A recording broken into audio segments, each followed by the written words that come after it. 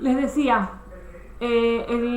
la pregunta 1. Teniendo en cuenta lo aprendido hasta el momento con respecto a la historia reciente, ¿qué relación pueden encontrar entre este concepto, o sea, el concepto de historia es lo que habla, y la memoria?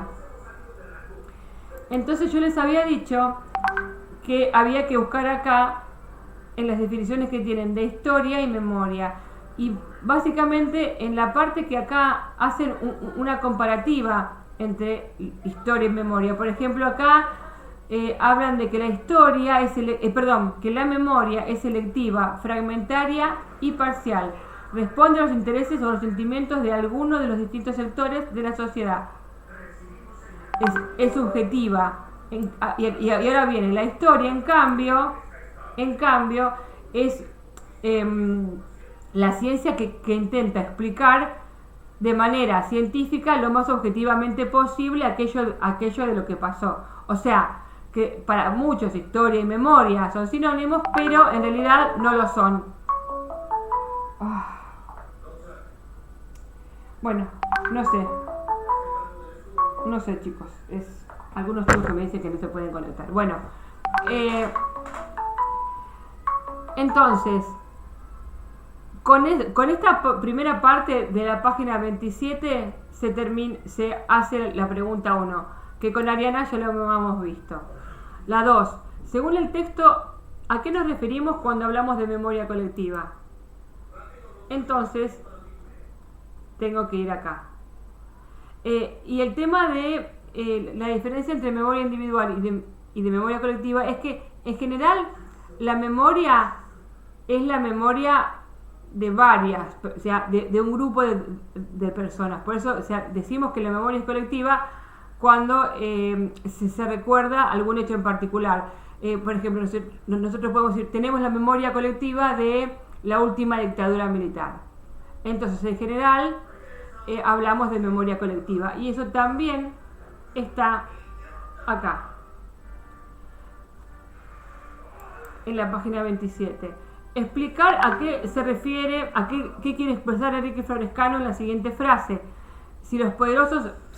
Para los poderosos, la reconstrucción del pasado ha sido un instrumento de dominación indispensable. Para los oprimidos y perseguidos, el pasado ha servido como memoria de su identidad y como fuerza emotiva que mantiene vivas sus aspiraciones de independencia y liberación.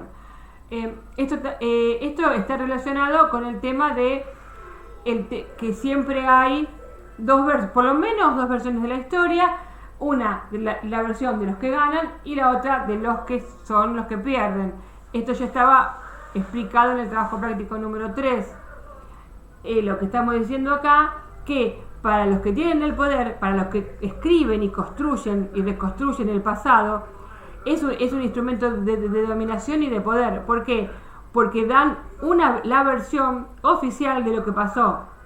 Pero para los dominados también es muy importante, porque les va a dar sustancia, les va a dar forma a la lucha. Y pongo el ejemplo, que creo que ya lo puse en la clase pasada, de grupos que han recibido presión a lo largo del tiempo. Y vamos a poner como ejemplo el grupo LGTB, que ahora es LGTB, tiene otra letra y más, que, bueno, durante mucho tiempo las sexualidades diferentes o diversas fueron perseguidas, fueron encarceladas y mucha gente fue muerta. O sufrió, por ejemplo, castraciones químicas, estaban perseguidos inclusive de manera legal. Y durante mucho tiempo este grupo de personas que estuvo oprimida mantuvo la lucha y mantuvo viva la esperanza de que en algún momento, por ejemplo, iba a aparecer la ley de matrimonio igualitario, la posibilidad de adquirir un vientre o de tener chicos o de cobrar la pensión de su pareja, quiero decir. Entonces, para los dominados también es importante e imprescindible contar la historia, porque les da fuerza y les da entidad de quiénes son, y toda esa lucha que pasó durante muchos años lo que les da es la posibilidad de recrearse como un colectivo, en el caso de los LGTB, por ejemplo, pero puede pasar lo mismo con la lucha de los negros en Estados Unidos en la década del 60, etcétera, etcétera, etcétera. O cuando hablamos de la descolonización de la India, quiero decir, siempre el grupo dominado cuenta la historia para poder armarse de una identidad grupal. Eso es la 3. ¿Se entendió? Después viene la 4. ¿Cómo se relaciona la memoria con las instituciones y víctimas de las violaciones de los derechos humanos? Acá está. Esperen que... Esto es memoria y trauma. Esperen que hay un título acá en el... A ver si me lo pasé. ¿Te acordás, Ariana, que la clase pasada habíamos encontrado el título este? Sí, me acuerdo. No me acuerdo la página en que estaba esto, pero había... 29, ¿no era? A ver, espera. 28. Sí, memoria y trauma. Sí, tenés razón. Acá en memoria y trauma habla sobre... pero espera, porque acá vemos que también... Espera, porque después está la 5 que es larga, que hay que leer todo esto, ya lo habíamos leído. No, ves que acá también habla en la 6, en la 5 habla por qué el texto plantea que la última dictadura generó un trauma social, cómo afectó a la psiquis de las personas el terror simbólico, a qué nos referimos cuando el texto nos plantea la subjetiva simbólica como herramienta de la última dictadura. Esto de investigar en los medios digitales los lugares más importantes para poder rescatar la memoria, yo ya les había marcado la clase pasada dónde estaban y les había hecho hacer captura de pantalla. Ahora quiero ver esto de... esperen. Acá está, en la Argentina, integrantes del Centro de Asistencia, que tenés razón, era la 29. En la Argentina, integrantes del Centro de Asistencia a Víctimas de Violaciones de Derechos Humanos trabajan en la reparación del daño y acompañamiento a las víctimas del terrorismo de Estado. Consideran que el daño no es solo en los bienes materiales, sino en cuanto a su persona. Con esta parte de acá, se contesta la pregunta. La pregunta número 4. Después, el texto, este texto, Subjetividad del Terror, habla sobre la última dictadura de Estado. Y qué les pasa a las personas que sufren la violencia física y simbólica digamos, en el momento de tortura, en el momento digamos,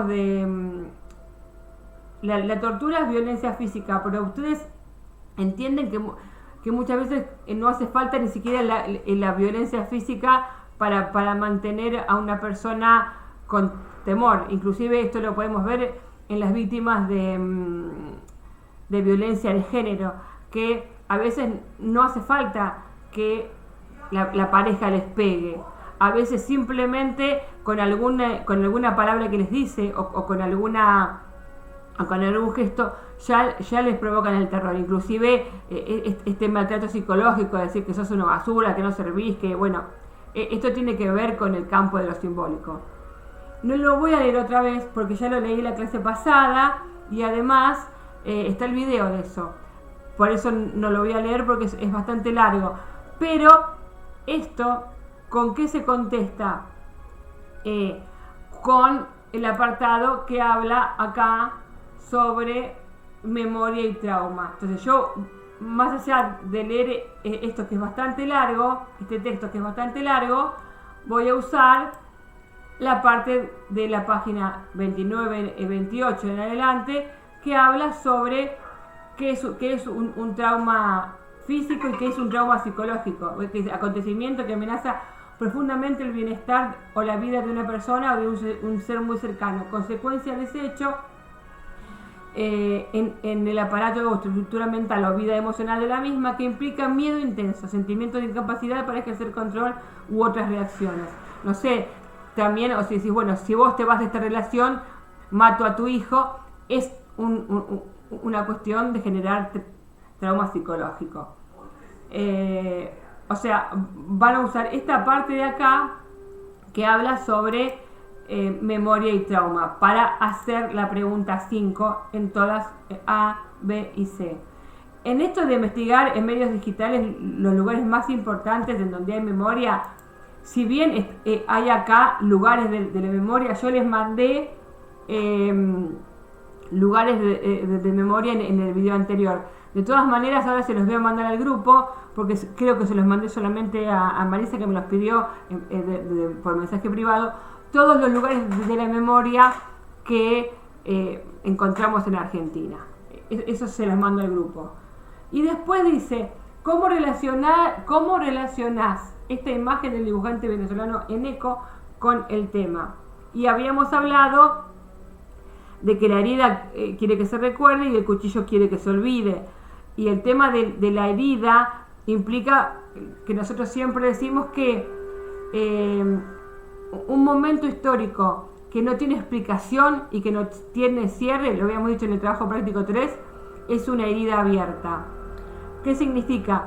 Que el ser humano siempre necesita darle un cierre a una relación, porque si no le da un cierre a una relación, va a vivir siempre pensando en qué hubiera pasado si se hubiera mantenido esta relación con tal persona, o qué no hubiera pasado, qué hubiera pasado si yo lo hubiera dejado, si él me hubiera dejado, si ella me hubiera dejado. Quiero decir, el ser humano tiene necesidad, inclusive de cuando mira una película, no quiere películas con finales abiertos, quiere saber qué pasó y por qué pasó. En el caso de la última dictadura militar en la Argentina, todavía muchas personas, que son las abuelas de Plaza de Mayo, no saben qué fue lo que pasó con sus hijos ni con sus nietos. No saben si al hijo lo tiraron al Río de la Plata, si lo enterraron en una fosa común, si lo descuartizaron vivo, o qué pasó. Entonces, el no saber qué pasó es lo que provoca una herida abierta y necesita permanentemente el recuerdo para que no se olvide una situación traumática. En cambio, quien provocó la herida, en este caso el cuchillo, va a tratar de que eso se olvide, porque es la parte agresora. ¿Se entendió esto? Sí. Somos, a ver, ahí voy. Somos re poquitas. Yo supongo que también tiene que ver esto con que la clase pasada yo lo había terminado de explicar. No había quedado nada por explicar. A lo mejor por eso no se unieron más. Camila, yo sé que lo expliqué bastante rápido, pero no es un trabajo difícil de hacer. Lo único que les puedo yo aportar, porque si no, digamos, o sea, más allá de decirles en qué parte está el libro, ustedes tienen que ir al libro a mirarlo. Recuerden que para hacer esto no puede, o sea, deben hacer como una anotación, porque si no tienen que estar con el celular permanentemente cambiando del PDF del libro al trabajo. Deberían tener una de las dos cosas copiadas como para poder trabajar de manera ordenada. Lo mismo pasó con el trabajo práctico 3. Tienen que tener y anotar, porque al trabajar solamente con el celular, uno no puede estar trabajando con 3 cosas a la vez, como puede ser 2 PDFs y el trabajo práctico. ¿Se entiende lo que estoy diciendo? Sí, sí. Bueno, más allá de eso, esta es la última clase que tenemos antes de el 28, que hoy es 23. Ya para la clase que viene tendrían que tener listos los 4 trabajos prácticos. Lo que yo voy a hacer es estar a disposición para que cualquier cosa que necesitan de cualquier trabajo práctico me lo preguntan de manera individual, porque si no, no les sirve. Ariana, vos estás acá y todo esto ya lo habías visto conmigo, ¿verdad? Sí, ya lo había visto. No te sirve estar acá ahora, podrías estar trabajando, haciendo otras cosas, así que yo si querés te libero. Le voy a preguntar a Camila si necesita algo en particular para que le explique y a vos te libero, dale. Dale, le quería hacer una pregunta, ¿cómo busco el EMA? Ah, El del él punto es cero. ESMA. Emma, claro. Ahí lo mando todo al grupo, así lo Dale, tienen todos, dale, se los mando, le mando el dale, link, así pueden buscar esto de los lugares. Igualmente acordate que los tienen que mencionar nada más, así que yo les voy a mandar el link para que los mencionen y nada más. ¿Estamos? mencionar nomás. Mencioná el ESMA y a lo mejor, o sea, mencionás que el ESMA fue uno Claro, de los centros de detención más importantes de la Argentina, en donde mucha gente estuvo ahí detenida, desaparecida. ¿Está? No mucho más que eso. Así dale, que ahora les mando el link para que ustedes puedan copiar y listo. Otra cosa, no. dale. no. ¿Dale? Bueno. Gracias, profe. Chao, Ari, un beso. Gracias por estar Chao. siempre en las clases. Te quiero mucho. De Chao. nada. Chao. Camila, ¿necesitas algo? Camila, ¿estás ahí? ¿Te fuiste? Bueno, salió Camila.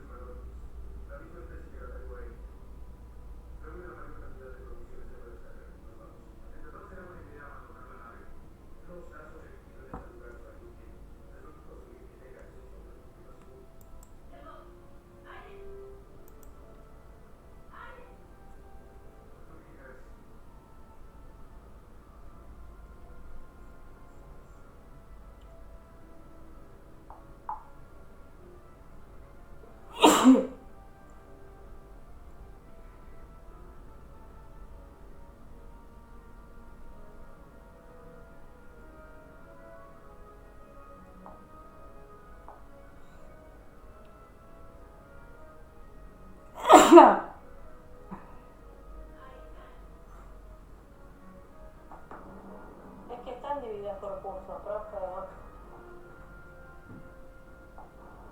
Mari y yo ahora estoy corrigiendo y cerrando notas en otros colegios. Yo imagino que mañana, que estoy un poco más libre de día, me siento con mis cuentas que tengo personal mía y otra de docente, directamente, y otra de la biblioteca que tengo, o sea que tengo 3 cuentas de Gmail para variar, para no colapsar el mío.